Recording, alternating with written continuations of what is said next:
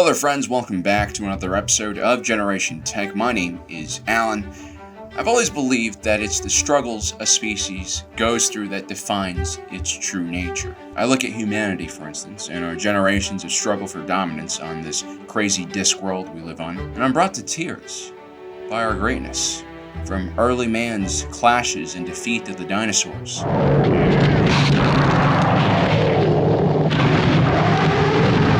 to the Northern Song Dynasty's heroic defense of the Great Wall against those alien lizard monsters.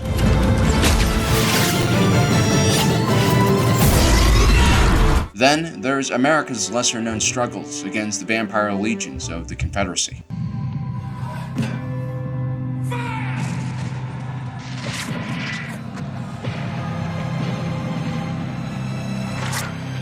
And of course, the landed gentry's heroic stand against the zombie hordes that were rampant across the English countryside in the early 18th century.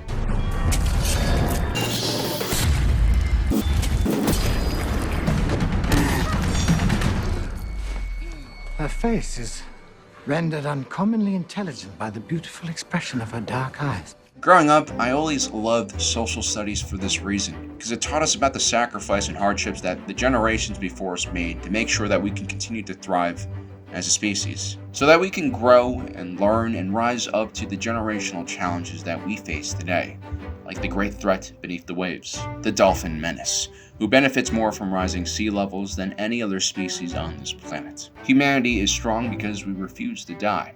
We are shaped by our past traumas and the difficulties and hardships we faced and endured in order to survive. And if you take a look at the Star Wars galaxy, a similar Darwinianism exists that propels certain species to glory and recognition. Take the Kaminoans, for instance. They became master cloners because of a series of natural disasters that flooded their homeworld. Or the Hutts, who evolved on an extremely violent planet full of apex predators and through cunning and sheer grit, managed to survive and spread across the galaxy as criminal syndicates. The company I want to talk to you guys about today, known as Slayn Korpil, was also formed by a very hardy species known as the Verpine. They're an insectoid hive mind species, and their origin story and struggle is quite unique, and perhaps horrific, if we ever find out what exactly happened to them. Not even the Verpine are sure about their history, but some type of cataclysm destroyed their original home world, which is why in the more modern era of Star Wars, we find all 1.6 billion of them located in an area called the Roche asteroid field. It's theorized by many that this field is all that's left of their planet. And asteroid fields are generally terrible places to call home because they are lifeless celestial bodies too small to hold any atmosphere of any kind. As such, a great deal of ingenuity and discipline and efficiency is needed to survive in such environments. Each one of the asteroids that the Verpine colonize need to have their own self-sustainable artificial atmospheres. The Verpine were run by a technocratic government, and their species were organized to be industrious and very productive. The Verpine were known for creating all sorts of unique high-end technology that was highly sought after by the entire galaxy. As a matter of fact, once the Verpine realized that they could export all of their technology, they completely changed the makeup of their hives. Prior to this, the majority of the population was made up of worker drones, and only a few percentage of the Verpine species were considered intelligent. Once these export markets were open, though, the queens of the colonies started creating more intelligent Verpine workers. This newfound individualism in the Verpine colonies led to a creation of all types of new products, including Verpine Shatter small arms, which were highly sought after by assassins, bounty hunters, special forces units all across the galaxy. These were handheld railguns that had the ability to fire tiny slugs at ridiculous speeds. Its armor and shield penetration was second to none. And as an added bonus, such weapons were almost impossible to block with a lightsaber. It's also thanks to Verpine shipwrights' advancements in deflector shield technology that the entire capital ship industry would change as well. Prior to this, the invention of turbolasers made the creation of large capital ships a huge liability, thus ending the dreadnought era of the Old Republic. It's thanks to these Verpine deflector shields that once again capital ships started gaining in size. And it wasn't just the Verpine shipwrights' deflector shield technology that was advanced. A lot of their ship designs were also leading in their class. This might be due to the inherent danger and difficult to navigate environments the Roche asteroid field presented to Verpine spacers. And so Verpine ships were known to be both robust and also very maneuverable. One of the most famous Verpine shipwrights would be Slayn Korpil. They serviced not only the Galactic Republic and the Rebel Alliance, but also the Jedi Order. Perhaps it was the Verpine's precarious existence that made them appreciate factions that not only looked out for the majority, but also gave voice and protection to smaller groups like theirs. The first ship we'll be taking a look at from Slayn Korpil features two very classic design motifs that we'll see in a lot of their ships. This is the T6 Jedi shuttle. It was an unarmed transport used by the Jedi Order in the decades leading up to the Clone Wars. These ships were aesthetically quite beautiful, fitting in well with the design of the era. It features a wing that rotates around the main fuselage and engine of the vessel. The Verpine were famous for creating variable geometry ships and incorporating gyros and gimbals on the body of their craft. Most Verpine ships are vertically oriented when they're in flight mode. This could be due to a natural aesthetic taste. I also believe that the vertical orientation and rotating wings was also due to the need for Verpine pilots to navigate through tight spaces in the Roche asteroid field. Once the T6 was preparing for land, the vertical wing would rotate back to a horizontal position, making landing much easier. The interior is very ergonomically designed, and as someone who spends most of his time in cities inside of cramped apartments, I really like how the central couch area can be concealed in the floor. Look at all this floor space.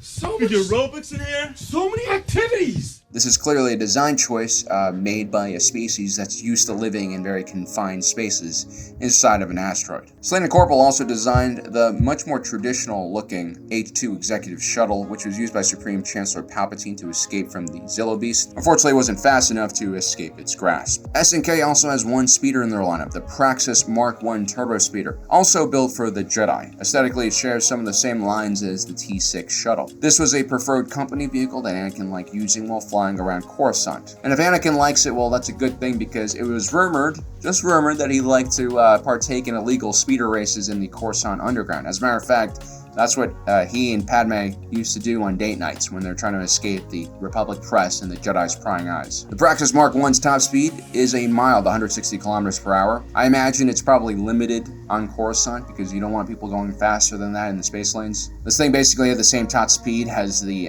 insane turbo tank. The speeder was also outfitted with a standard navigation system with special Jedi programming to bypass heavy sky traffic. That's basically how Coruscant sky traffic worked. You had to stay in the predefined space lanes unless you were an emergency vehicle. Then you could, I guess, fly in any direction. The ship also had a collision detection system. It's kind of like those new driver assists on cars that keeps your, vehicle centered in the lane and will jerk your wheel when you least expect it.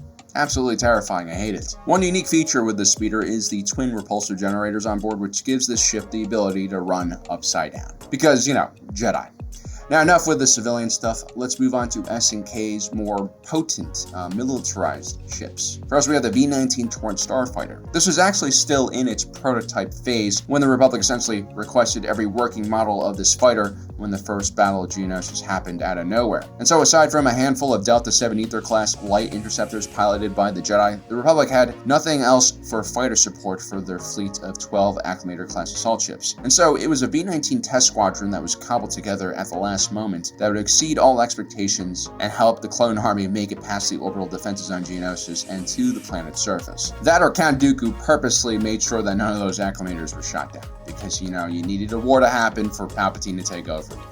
Regardless of what happened, this was a huge win for Slayn Korpil. They would land a massive contract with the Galactic Republic Navy. The V-19 would become one of the main general-purpose starfighters used by the Republic. Each Venator-class Star Destroyer had room for multiple wings of these fighters. The V-19 again featured that unique Verpine approach to design, which involves a variable geometry wing. When in a landed position, the foils fold up and above the craft. A design choice that was actually inspired by the World War II era F-4U Corsair, which also had folding wings, which helped it save space on board packed aircraft carriers. There's also a third stabilizer on the ship that flips down to below the fuselage once in flight, and there's actually a third engine on it, giving the starfighter that classic Verpine vertical look. And at just 6 meters in length, these were quite comparable in size to the Separatist droid fighters, and they really did a decent job in keeping up with them in a dogfight. Equipped with laser cannons and medium concussion missiles, these fighters were mostly delegated to an interceptor role. They were also designed as escort fighters for the BTLB Y-wing fighter bombers. Later models were also equipped with a hyperdrive internally, although earlier models could use hyperspace rings to travel to other systems. It should be noted that the V19's twin ion design would later be the basis for Quant Systems Engineering's Alpha 3 Nimbus class V-wing, which in turn would be the inspiration for the TIE fighter. You could say that the V19 was the first to really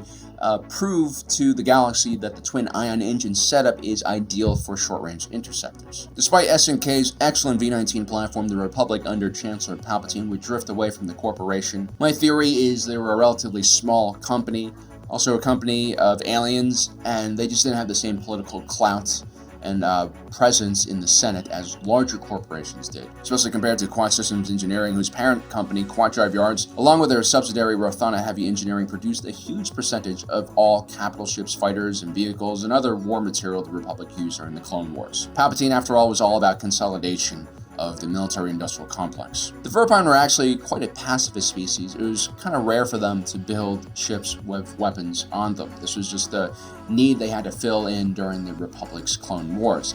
This might be one of the major reasons why Palpatine actually skipped over the company when nationalizing much of the military-industrial complex in the galaxy. Verpine would, however, be approached by Bail Organa and 4BBY with an interesting proposal. The Mon Calamari master engineer known as Corey had been developing a unique blockade-busting starfighter. The Rebel Alliance was in great need of such a vehicle because the Empire had started carrying out a series of blockades on planets that were potentially providing refuge or support to the Rebel movement. The prototype, known as the B6 Blade Wing, was actually inspired by a series of Clone Wars starships, primarily the H-60 Tempest bomber, a failed SNK design that was ultimately not accepted by the Republic because the clones found it quite difficult to fly. The pilot and gunners on this platform sat on opposite ends of the vessel in individual cockpits. Corey was a huge fan of the folding wings on the V19. He was also a huge fan of the gimbal gyroscopic setup of the wing, the T6 shuttle, and he kind of combined that into the H-60 Tempest's body. It's a mishmash of all sorts of different things. The B6 Blade Wing prototype was extremely fast and agile, and ace pilot Harrison Dula didn't seem to have problems with the awkward configuration of the ship, which allowed the pilot to essentially rotate the entire body of the vessel around the cockpit. The B6 prototype also featured an extremely powerful composite beam laser, which was able to rip an Archidance-class light cruiser in half. SNK would agree to manufacture this prototype, and they would make some pretty significant changes to the size and armament on the ship, and what you would get is the B-Wing. But the production model's flight characteristics were nowhere near as good as the original prototype. The ship was far less maneuverable and only really fast in a straight line. It was also a less capable dogfighter than the Y-Wing. This most likely is due to the large weapons cluster found on the ship. They removed the composite laser for one reason or another. Maybe it wasn't reliable enough, but yeah, this ship had a lot of firepower, but it was also extremely heavy. At the same time, the rotating body around the chassis proved to be a maintenance issue. These starfighters were in the hangars for repair as often as they were out in the field. The B-Wing would ultimately serve a very important niche in the New Republic's defeat of the Empire, but it would never really replace the Y-Wing. During the Cold War between the First Order and the Resistance would actually modify a few B-Wing Mark II cockpits and other systems to create the Resistance transport. The cockpit could also detach and turn into a transport pod fitted with a hyperdrive. That's how Finn and Rose got to Canto Bight. The last platform that SNK designed that we know of is the MG-100 Star Fortress SF-17 Heavy Bomber. This was a pretty unique, vertically oriented bomber that could carry a payload of up to 1,047 proton bombs. The ship was quite slow and cumbersome. It also lacked adequate shielding and armor. Even with fighter cover and multiple laser turrets on board for anti-starship design, these were very easy to destroy. We theorize that the New Republic commissioned this starship in desperation because they were facing several large Imperial Star Destroyer classes that they didn't really have an answer to, especially the super class dreadnoughts like the Executive. Either way, the Star Fortress wouldn't see combat until the evacuation of Dakar during the Cold War. All 8 of the heavy bombers that were deployed during that mission were destroyed, but one did manage to release its payload on target, and it destroyed an 8-kilometer-long siege dreadnought. So you could say that this platform did its job as intended, although with severe losses. So that is the story of Slayn Korpil. I really like the Starship Company because they had a pretty unique approach to starship design and philosophy, and it shows us that there's more than one way to, cook an egg, to design a short-range interceptor or a bomber, and I think that kind of diversity in starship design is what really makes the Star Wars galaxy such an interesting place to check out. Well, guys, I hope you enjoyed today's video. Don't forget to subscribe and hit that notification button down below so you don't miss out on the rest of our awesome content. As usual, my name is Alan, reminding you that my allegiance is to the Republic, to democracy. See you next time.